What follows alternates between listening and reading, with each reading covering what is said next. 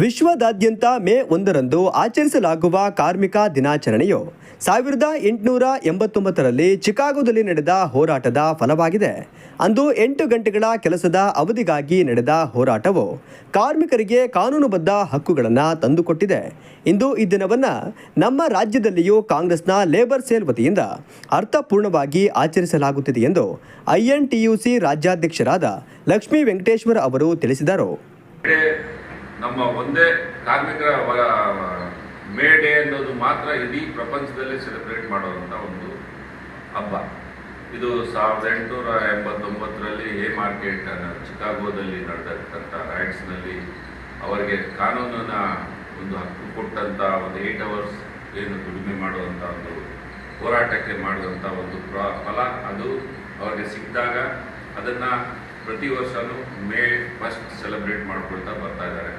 ನಾವು ಈ ಮೇ ಡೇನ ನಮ್ಮ ರಾಜ್ಯದಲ್ಲಿ ಇವತ್ತು KPCC ಇದರಲ್ಲಿ ಶ್ರೀಮಾನ್ DK ಶಿವಕುಮಾರ್ ಅಧ್ಯಕ್ಷತೆಯಲ್ಲಿ ಲೇಬರ್ ಸೆಲ್ ಅಂತ ಹೇಳಿದೆ, ಅಲ್ಲಿ ಸೆಲೆಬ್ರೇಟ್ ಮಾಡ್ತಾ ಇದ್ದಾರೆ. ಆದರೆ ಈಗಿನ ಒಂದು ಟ್ರೇಡ್ ಯೂನಿಯನ್ ಮೂವ್ಮೆಂಟು ಮುಂಚೆ ಥರ ಇಲ್ಲ.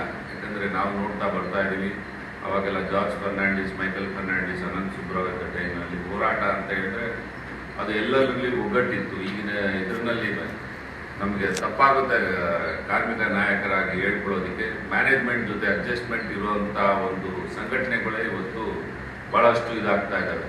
ನಮ್ಮ ಕಾರ್ಮಿಕರ ಇದಕ್ಕೆ ಹೋರಾಟಕ್ಕೆ ಯಾವುದೇ ರೀತಿ ಬೆಂಬಲ ಕೊಡ್ತಾ ಇಲ್ಲ. ಈಗ ನೋಡಿ, ನಾನು 28 ಕಾನೂನು ಇದ್ದಂಥ ಇದನ್ನು ಈಗ 4 ಕೋಡ್ಗೆ ತಂದು ಇಳಿಸಿದ್ದಾರೆ ರಾಷ್ಟ್ರ ಮಟ್ಟದಲ್ಲಿ.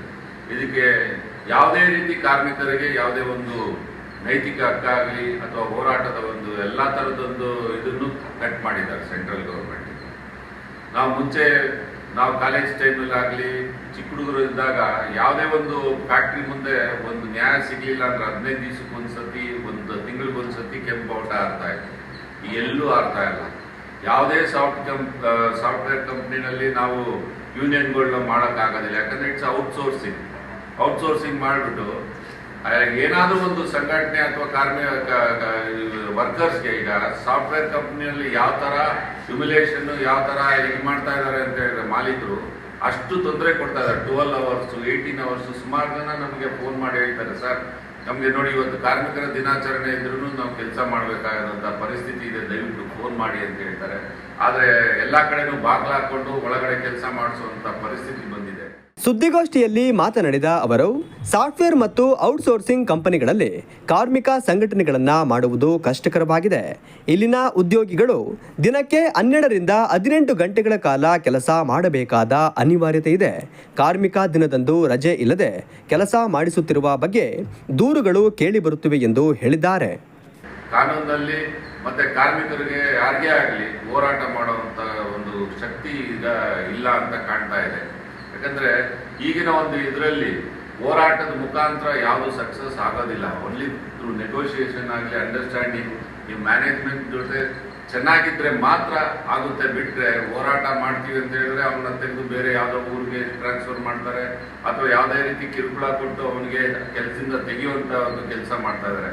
ಈ ಒಂದು ಮಾಡಿರ್ತಕ್ಕಂಥ 4 ಕಾನೂನು ಏನಿದೆಯೋ ಕಾರ್ಮಿಕರ ಒಂದು ಹಕ್ಕುಗಳನ್ನ ಕಿತ್ಕೊಳ್ಳುವಂಥ ಒಂದು ಇದನ್ನ ಮಾಡಿದ್ದಾರೆ ಬಿಟ್ಟರೆ, ಲಾಸ್ನ ಮಾಡಿದ್ದಾರೆ ಬಿಟ್ಟರೆ ಸೆಂಟ್ರಲ್ ಇರ್ತಕ್ಕಂಥ ಮೋದಿ ಗೌರ್ಮೆಂಟು ಯಾವುದೇ ರೀತಿ ಕಾರ್ಮಿಕರಿಗೆ ಒಳ್ಳೆಯದಾಗುವಂಥ ಕಾರ್ಯಕ್ರಮ ಮಾಡೇ ಇಲ್ಲ.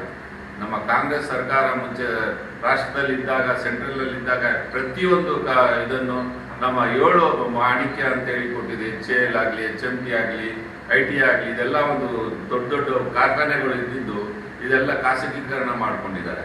ಈಗ ಎಲ್ಲ ನಾನೇ ನೋಡಿದ್ದೀನಿ. HMT ಫ್ಯಾಕ್ಟ್ರಿಲಿ ನಾನು ಕಾರ್ಮಿಕ ಇದಕ್ಕೆ ನಾನು ಪ್ರೆಸಿಡೆಂಟ್ ಆಗಿದ್ದೀನಿ. ಅಲ್ಲಿ ಮುಂಚೆ 10-15 ಸಾವಿರ ಜನ ಕೆಲಸ ಮಾಡ್ತಾ ಇದ್ರು. ಇವತ್ತು ಖಾಲಿ ಬರೀ 180-200 ಜನ ಕಾರ್ಮಿಕರಿದ್ದಾರೆ. ಎಲ್ಲಾನು ಮಾರ್ಕೊಂಡಿದ್ದಾರೆ. ಅಲ್ಲಿ ಯಾವುದೇ ವೇಜ್ ಸೆಟಲ್ಮೆಂಟ್ ಆಗಿಲ್ಲ. ಈ ಥರ ಒಂದು ಪರಿಸ್ಥಿತಿ ಪಾಪ ಕಾರ್ಮಿಕರಿಗಿದೆ. ಇಷ್ಟೊಂದು ದಬ್ಬಾಳಿಕೆ ಮಾಡಿಕೊಂಡು ಬರೇ ನಮ್ಮ ರಾಷ್ಟ್ರನ ಒಂದು 2-3 ಆಳ್ತಾ ಇದ್ದಾರೆ ಬಿಟ್ಟರೆ ರಾಜಕಾರಣಿಗಳು ಯಾರೂ ಆಳ್ತಾ ಇಲ್ಲ. ಎಲ್ಲ ದೊಡ್ಡ ದೊಡ್ಡ ಉದ್ಯಮಿಗಳೇ ಆಳ್ತಾ ಇದ್ದಾರೆ ಬಿಟ್ಟರೆ ನಮ್ಮಲ್ಲಿ ಇರ್ತಕ್ಕಂಥ ರಾಜಕಾರಣಿಗಳು ಅವರ ಕೈಗೊಂಬೆ ಆಗಿದ್ದಾರೆ. ಯಾವುದೇ ರೀತಿಯ ಒಂದು ಸವಲತ್ತುಗಳಿಲ್ಲ.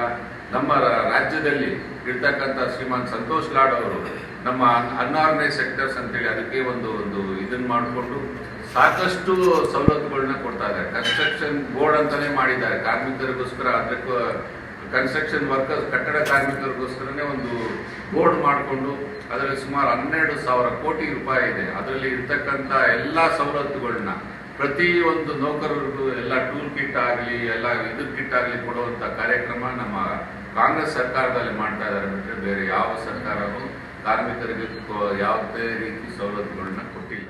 ಸುದ್ದಿಗೋಷ್ಠಿಯಲ್ಲಿ ಶಿವಾನಂದ ಸ್ವಾಮಿ ಇನ್ನೂ ಮುಂತಾದವರು ಉಪಸ್ಥಿತರಿದ್ದರು.